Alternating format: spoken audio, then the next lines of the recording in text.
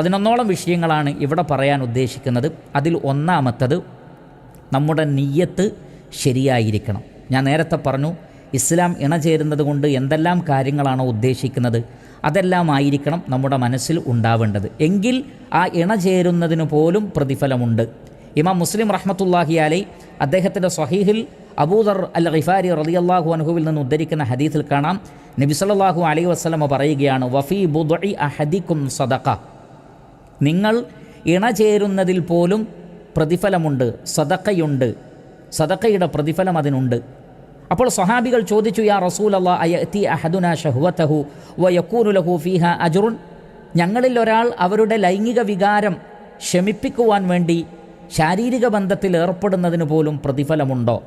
അപ്പോൾ നബി സല്ലല്ലാഹു അലൈഹി വസല്ലം അതിന് നൽകിയ മറുപടി, അറഅയ്തും ലൗ വഅഹ ഫീ ഹറാമിൻ അകാന അലൈഹി ഫീഹാ വിസ്റുൻ, അയാൾ ഹറാമ